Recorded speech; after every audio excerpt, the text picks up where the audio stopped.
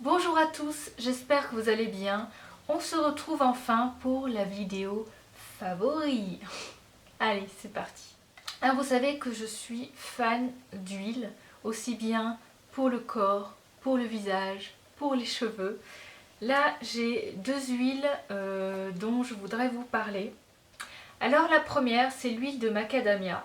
Donc là, la marque, c'est Santifolia, excusez-moi. C'est une huile, bien sûr, bio, première pression à froid, c'est hyper important.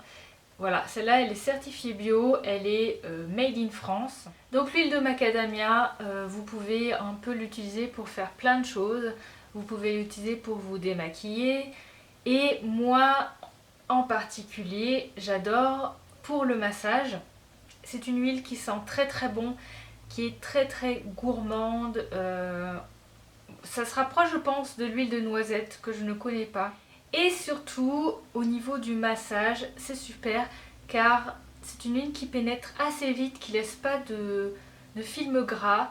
Donc tous les soirs, après la douche, sur peau mouillée, je me masse en fait avec cette huile et voilà, c'est un moment qui est hyper agréable.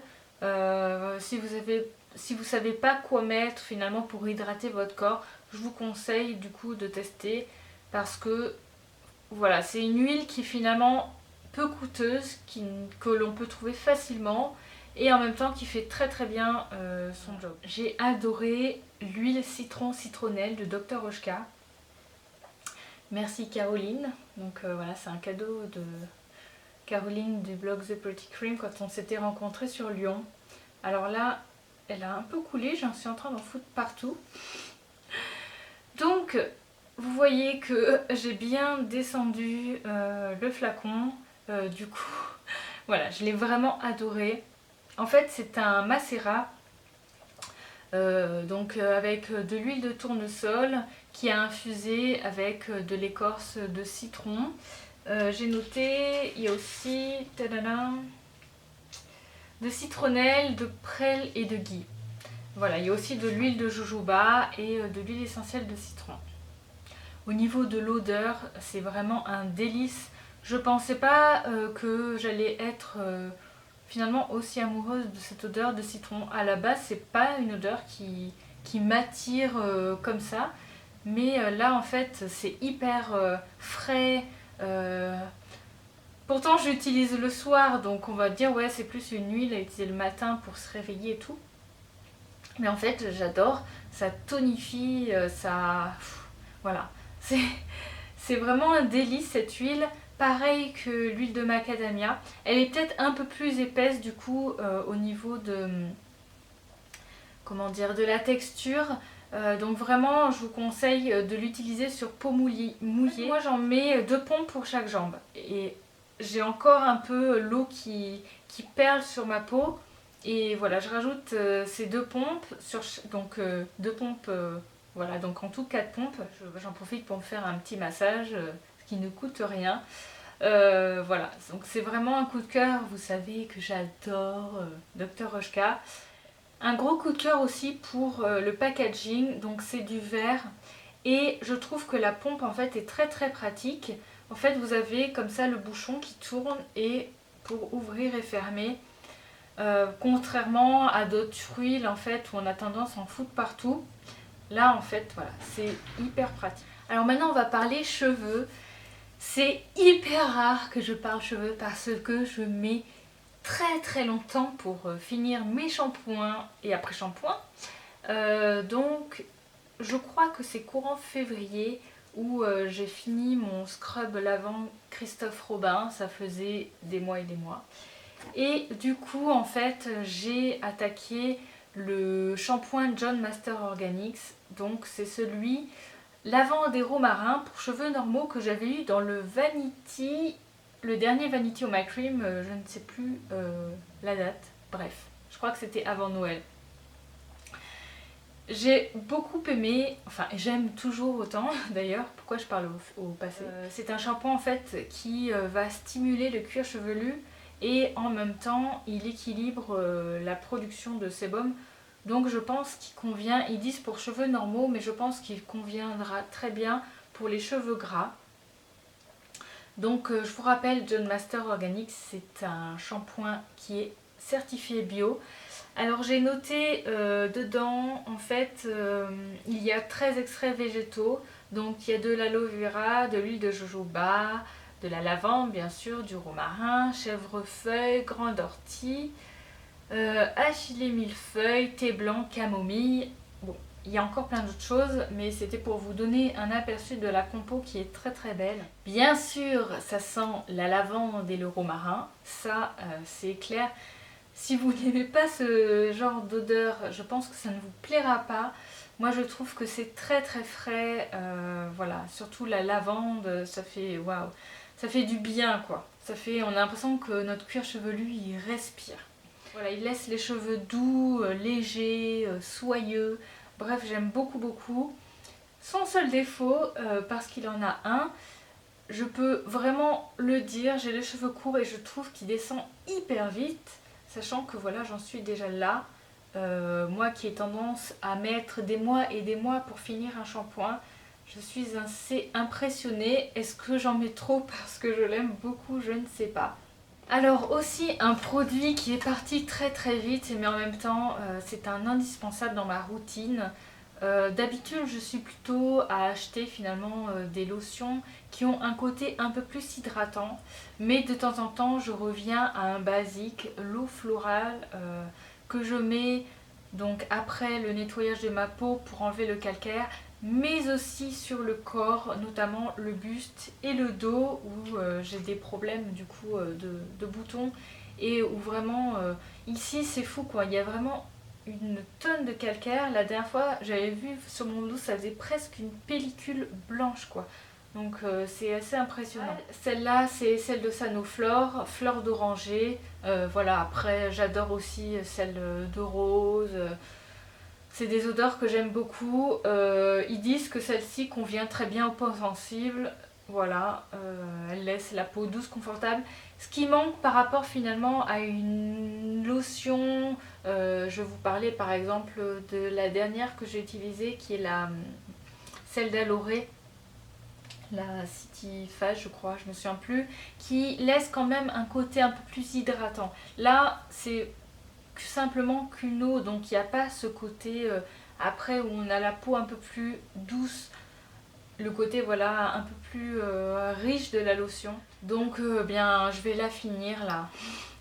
Bon, je suis vraiment à là. De toute façon voilà, un basique, la lotion, celle-là est très bien. Le pchit là il est très pratique, ça diffuse bien, voilà, je vous la recommande. Et enfin, je vais vous présenter un sérum qui est... Je suis triste parce que j'en arrive à la fin.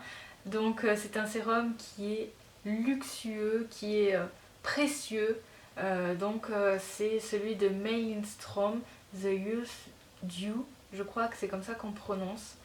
Donc en fait, je l'avais eu dans mon coffret pour Noël avec le Honey Mute et le Clean Dirt. Voilà, j'avais eu 10 ml de cette potion. Je l'adore. Le prix, il est extrêmement cher. Je pense que c'est quelque chose que on peut glisser comme ça, comme idée cadeau. C'est pas mal. En fait, dedans, donc je reprends mes notes. Il y a un mélange de 20 huiles végétales et botaniques qui sont infusées avec de la coenzyme Q10.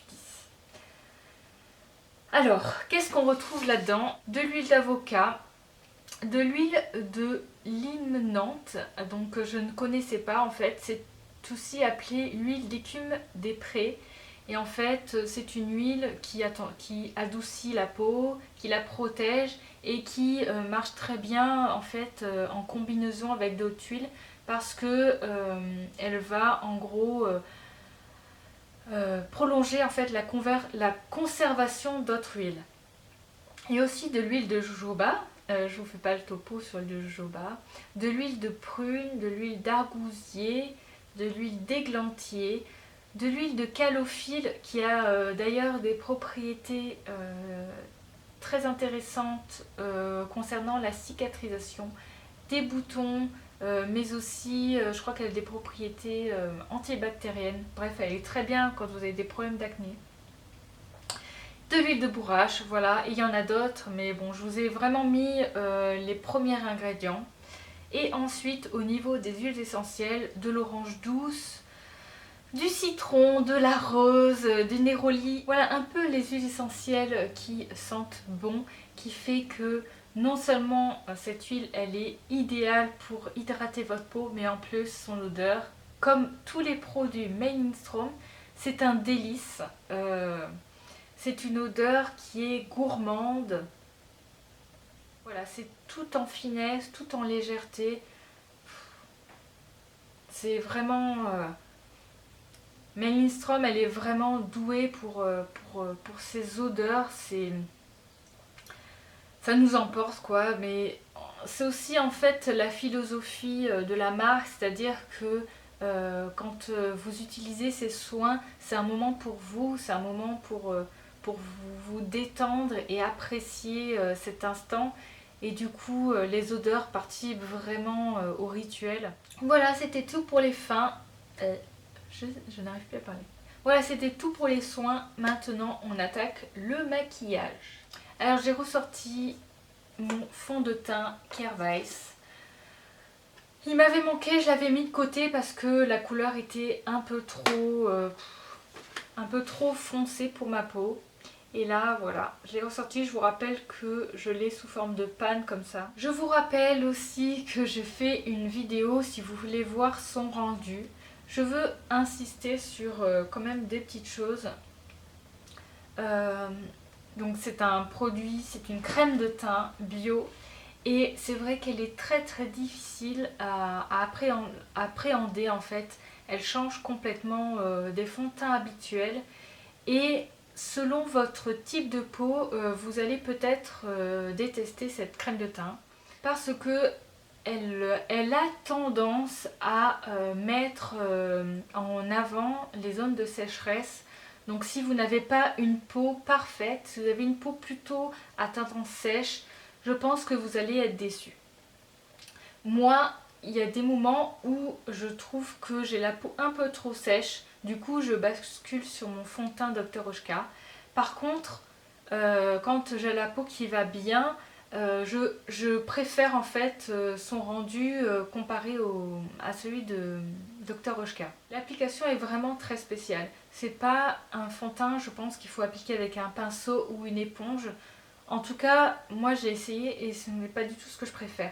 Le mieux vraiment, c'est de un peu chauffer la matière au doigt et de tapoter comme ça légèrement pour en mettre, et avec un autre doigt d'estomper, mais vraiment très légèrement sans en mettre une tonne. Le but c'est vraiment d'estomper les petites rougeurs délicatement sans vous foutre une tonne de fond de teint sur la figure. Là j'ai mis cette crème de teint ce matin et voilà, je trouve vraiment que le rendu il est très très très naturel.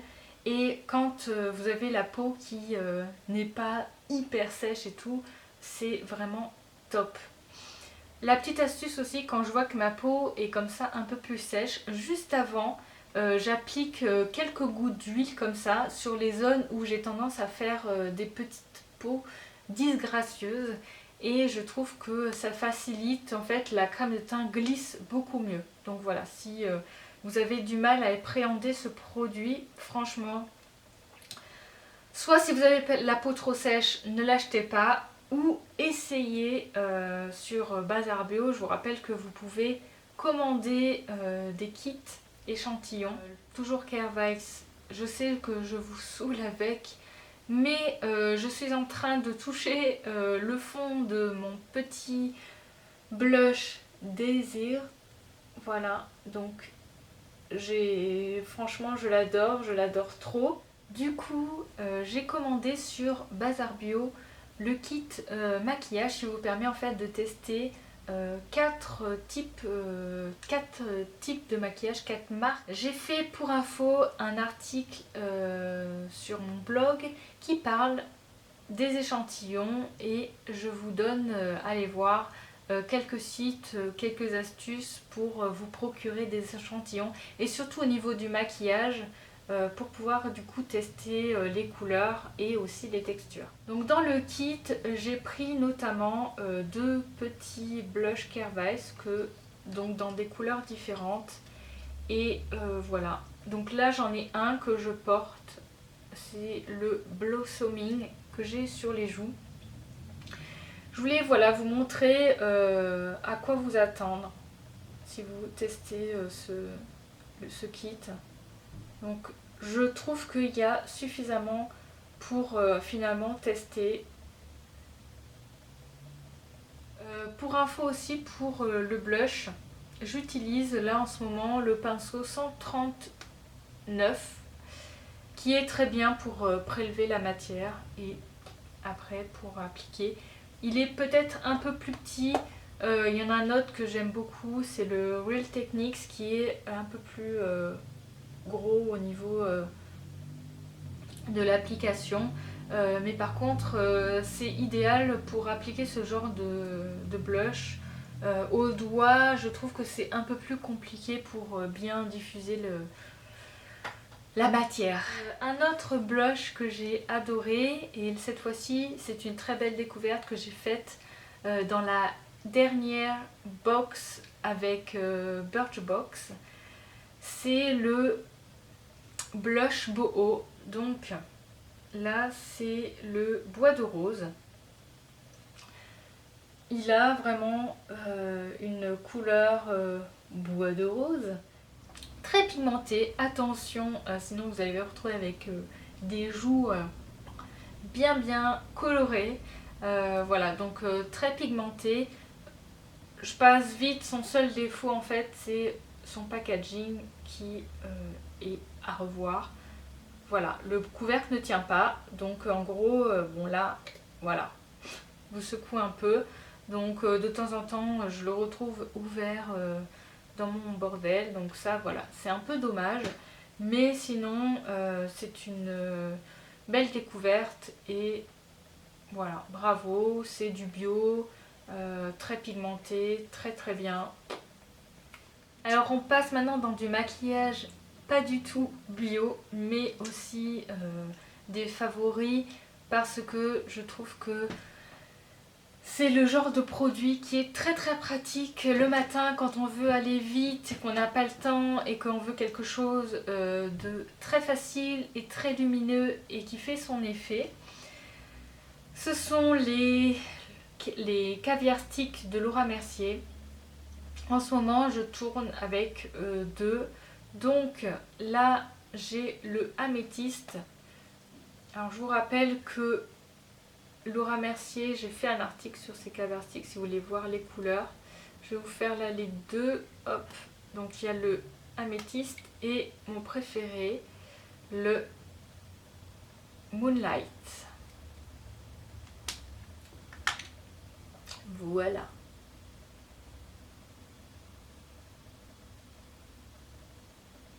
Donc vous avez quelque chose de très intense, assez métallique, très lumineux, qui tient très bien sur les yeux, c'est assez impressionnant. Alors ce que je fais, c'est qu'au départ je l'applique comme ça et après je l'estompe avec un 217 de MAC sur les bords. Et ensuite je mets un peu de poudre juste au coin externe des yeux pour légèrement intensifier et c'est tout. Voilà, c'est top. Ça tient. Des fois je mets même pas de base quand j'ai vraiment pas le temps. Je mets juste ça et c'est nickel. Dernier produit et favori, c'est la palette And the God Created the Woman.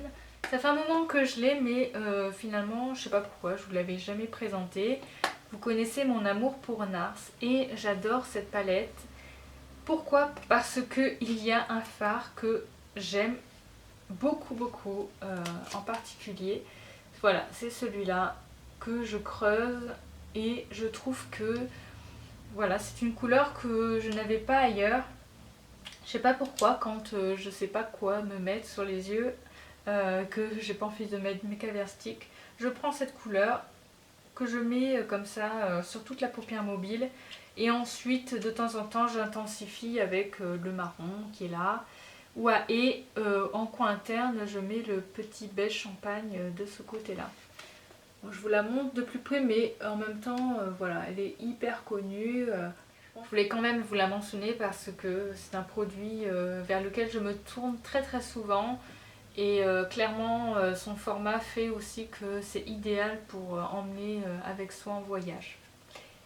Voilà. Et bien, c'était tout. Enfin, tout. Je pense qu'il y avait quand même de quoi faire une vidéo. J'espère que tout était clair. Comme d'habitude, n'hésitez pas à me poser vos questions. N'hésitez pas vous aussi à me partager vos favoris. Je suis toujours friande de nouvelles découvertes. Et comme d'habitude, vous retrouvez en barre d'infos tous les liens de mes articles, tous les liens pour trouver les produits. Voilà, je vous fais d'énormes bisous et je vous dis à la prochaine. Ciao!